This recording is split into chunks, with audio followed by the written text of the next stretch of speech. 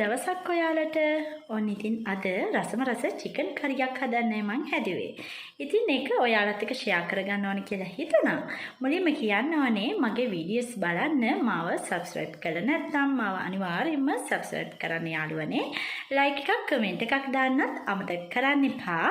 මේ චිකන් කරිය මොන විදිහද කියලා කියන්න. ඔයාලත් හදලා රස කොහොමද කියලා පහලින් කමෙන්ට් එකක් දාන්න අනිවාර්යයෙන්ම. ඉතින් බලමු අපි වැඩි විස්තර කතා නොකර මේ චිකන් කරියට අවශ්‍ය කරන ද්‍රව්‍ය මොනවද කියලා.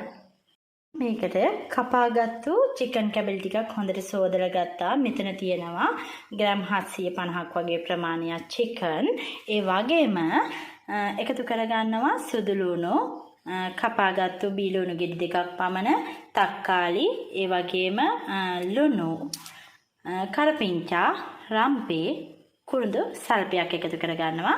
කුළුබඩු වශයෙන් මම එකතු කරගන්නේ මේකට මිරිස් කුඩු සල්පයක්, ඒ වගේම අබ ක්‍රීම් පොඩ්ඩක් එකතු කරගන්නවා. ගම් මිරිස් කුඩු සහ දුරු උළුහල් කුඩු සල්පයක්. ඉතින් අපි බලමු මේ චිකන් කරි එක කොහොමද දැන් හදාගන්නේ කියලා. ඔන්න ඉතින් මුලින්ම මම භාජනයක් ලිපේ තියාගත්තා. මැටි මුට්ටියක් තමයි මම එකතු කරගත්තේ. මොකද මේකට තක්කාලි එකතු කරන නිසා ඇලුමිනියම් භාජනයක් මම අද ගන්න නැහැ. ඉතින් මැටි හට්ටියකට තෙල් සල්පයක් මම එකතු කරගත්තා.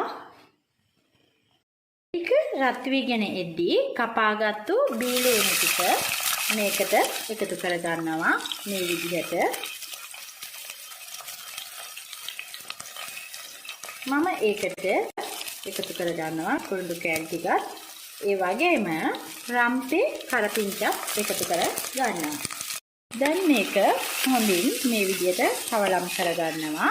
කවලම් කරගෙන තෙලේ හොඳට මේක බැදෙන්න, රන්වන් පාට වෙන්න බැදෙන්න විනාඩි 2-3ක් ඉපේ තියනට හරිනවා. දැන් මේ ලුණු ටික මේ ගානට තැඹීගෙන එද්දී මේකට එකතු කරගන්නවා කහ කුඩු සල්පයක්, මිරිස් කුඩු මේ සැහැන්දක් වගේ පොඩි ප්‍රමාණයක්, මිරිස් කුඩුත් හැඳි දෙකක් වගේ ප්‍රමාණයක් එකතු කරගන්නවා. මේකට ගොඩාක් මිරිස් කුඩු එකතු කරගන්න එපා. එහෙම වුණොත් මේක රස එන්නේ නැහැ චිකන් කරිකේ. විශේෂයෙන්ම කියන්න ඕනේ මේකට අනිවාර්යයෙන්ම බීලුණු වැඩිපුර එකතු කරගන්න. බීලුණු වැඩිපුර එකතු කරගත්තාම මේක ගොඩක්ම රසයි කරි එක. ඕනනම් ගොඩක් මේක බීලුණු එක බැදෙන්න තියලා මේක හොඳින් චොප් කරගත්තම, බ්ලෙන්ඩ් කරගත්තම තවත් රස වෙනවා. දැන් මේ ටික හොඳින් කවලම් කරගන්නවා. හොඳින් කවලම් කරගෙන මේක තව විනාඩියක් වගේ ප්‍රමාණයක් තෙලෙන් හොඳට ටෙම්පරාදු වෙන තියෙනවා. මේ 3-5 ටිකත් එක්කම උළුහල් කුඩු ටිකක් මේකට එකතු කරගන්නවා. 3-5 කුඩු ටික එකතු කරගන්නවා. දැන් හොඳින් මේක කවලම් කරගන්නවා. මම 3-5 කුඩු ගොඩ ප්‍රමාණයක් දැම්මේ නැහැ. 3-5 කුඩු ගොඩාක් දාන්න අවශ්‍ය වෙන්නේ නැහැ. ඒක තමයි මේකේ තියෙන වෙනස්ම රස. අබ ක්‍රීම් පොඩ්ඩකුත් මේකට අවසානට ආයෙත් එකතු කරගන්නවා. හොඳින් ටෙම්පරාදු වෙලා තියෙන්නේ. මම දැන් මේකට තලාගත්තු සුදු ලුණු ටික සහ තක්කාලි, ඒ වගේම ලුණු ටිකක් එකතු කරගන්නවා. දැන් හොඳින් මේක නැවත කවලම් කරගන්නවා. මේකත් තප්පර 30ක් වගේ ප්‍රමාණයක් තෙලේ තක්කාලිත් එක මික්ස් කරලා මම චිකන් ටික මේකට එකතු කරගන්නවා.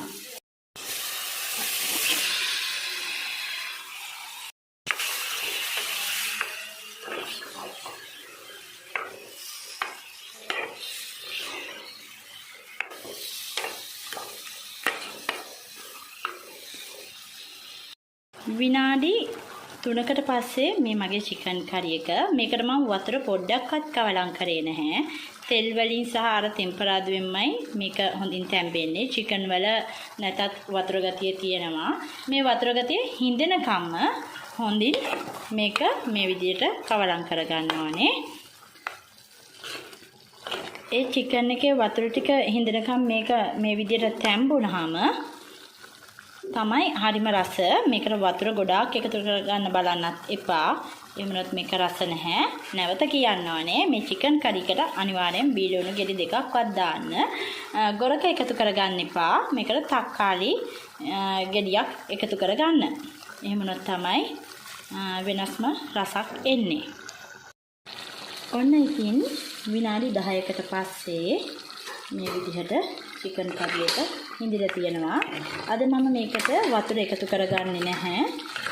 මොකද අපේ ගෙදර අය වතුර එකතු කරලා මේක කන්න කැමති නැහැ මේ වෙලාවේ. මම පරිප්පු කරියක් සහ කංකුන් ටිකක් තෙල් දාලා හදලා තියෙන්නේ. ඒකත් එක්ක මේක මේ විදිහට තමයි හොඳ.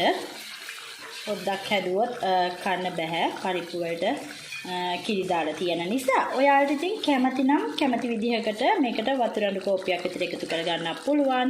එකතු කරගෙන මේක හොඳින් මේ විදිහට බොර වෙන්න තඹ ගන්න. එතකොට තමයි රස බොර ගතියට තියෙනකොට.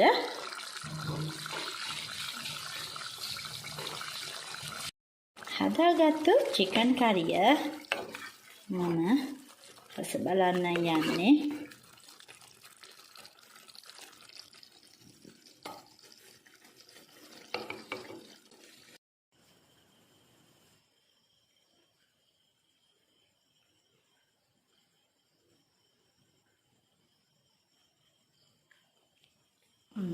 හරිම රසයි.